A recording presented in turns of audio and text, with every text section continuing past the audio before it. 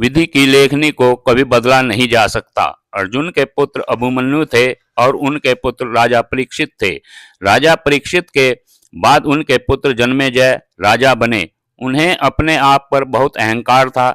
एक दिन जन्मेजय वेद व्यास जी के पास बैठे थे। बातों ही बातों में जन्मेजय ने कुछ नाराजगी से वेद व्यास जी से कहा कि जहां आप समर्थ थे, स्वयं भगवान श्री कृष्ण थे, भीष्म पितामह, गुरु द्रोणाचार्य, कुल गुरु कृपाचार्य जी, धर्मराज युधिष्ठिर जैसे महान विभूति उपस्थित थे, उसके पश्चात भी आप सब इतने बड़े महाभारत के युद्ध को रोकने से नहीं रोक पाए और देखते देखते अपार जन धन की हानि हो गई।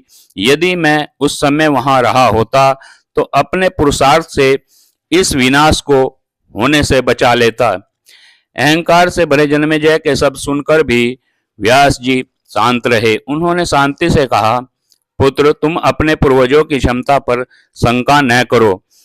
यह विधि द्वारा निश्चित था जो बदला नहीं जा सकता था। यदि ऐसा हो सकता तो श्री कृष्ण में ही इतनी सामर्थ्य थी कि वे युद्ध को रोक सकते थे। जन्मेजय अपनी बात पर अड़ा रहा और बोला, मैं इस सिद्धांत को नहीं मानता।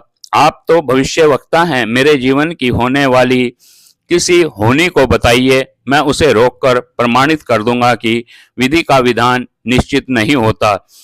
व्यास जी ने कहा, पुत्र, यदि तू यही चाहता है तो सुन। आज से कुछ वर्ष बाद तू काले घोड़े पर बैठकर शिकार करने जाएगा। दक्षिण दिशा में समुद्र तट पर पहुंचेगा। वहां तुम्हें एक सुंदर स्त्री मिलेगी जिसे तू महलों में लाएगा और उससे विवाह करेगा। मैं तुमको मना करूंगा कि ये सब मत करना, लेकिन फिर भी तुम यह सब करोगे। इसके बाद उस स्त्री के कहने पर तू एक यज्ञ करेगा। मैं तुमको आज ही चेता रहा हूं कि उस यज्ञ को तुम वृद्ध ब्राह्मणों से कराना, लेकिन वह यज्ञ तुम युवा ब्राह्मणों से कराओगे। और जन्मेजय ने हंसते हुए व्यास जी की बात काटते हुए कहा कि मैं आज के बाद काले घोड़े पर ही नहीं बैठूंगा तो ये सब घटनाएं घटित ही नहीं होंगी। वेद व्यास जी ने कहा कि ये सब होगा और अभी आगे की सुन।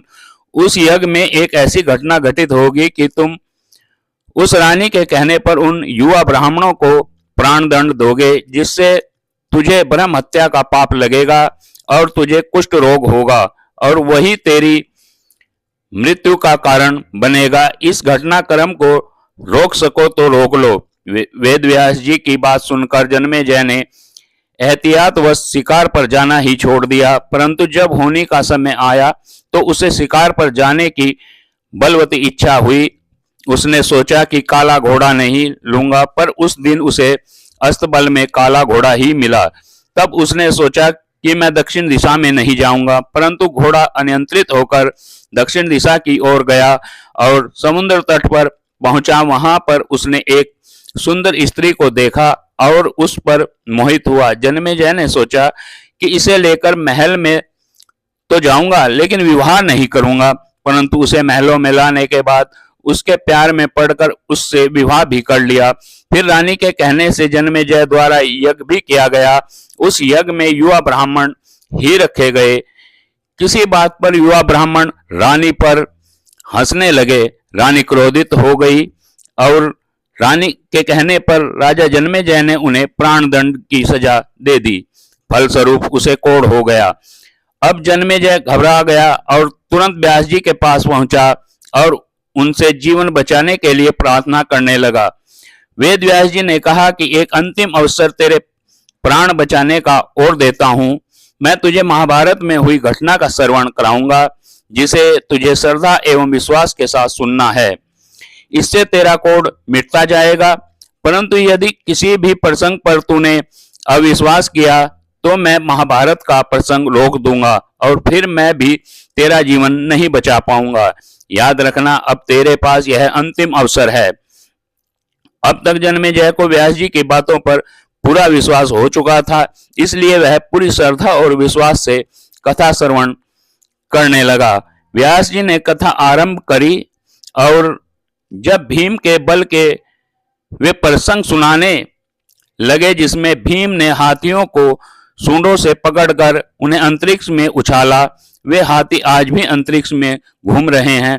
तब जन्मेजय अपने आप को रोक नहीं पाया और बोल उठा कि ये कैसे संभव हो सकता है, मैं नहीं मानता। व्यास जी ने महाभारत का प्रसंग रोक दिया और कहा कि पुत्र, मैंने तुझे कितना समझाया कि अविश्वास मत करना, परंतु तुम अपने स्वभाव को नियंत्रित नहीं कर पाए, क्योंकि यह होनी द्वारा निश्चित था।